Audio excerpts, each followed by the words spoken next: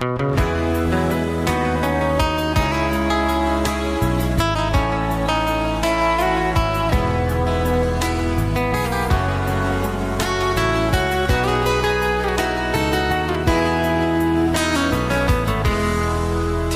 na lampi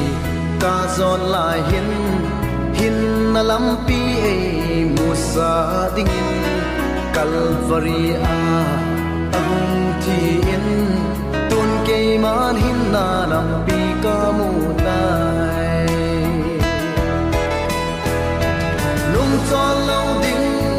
ke man nung chon ta lo ding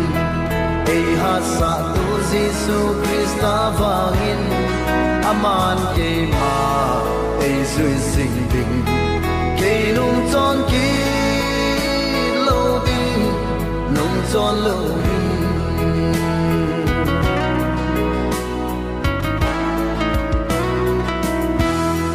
get the ha sa ka to te ding se se za pina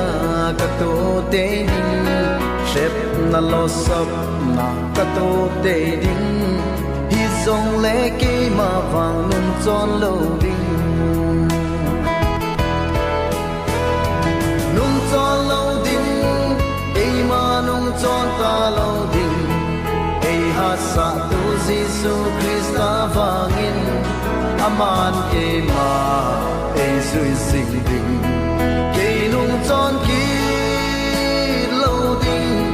nung chon lo ding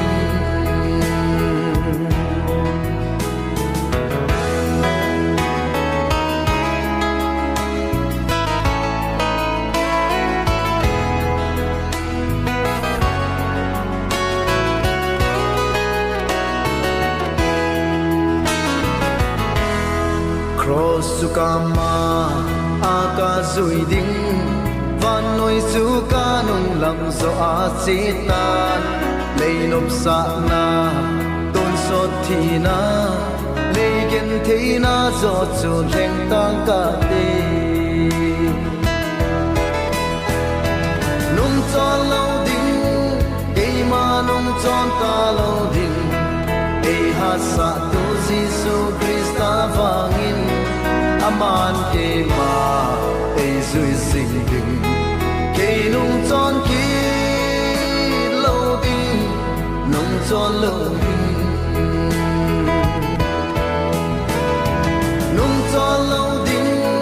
ke ma nung chon ta lo ding e ha sa tu Giêsu Christa vangin aman ke ma e zui sing ding ke nung chon ki lo ding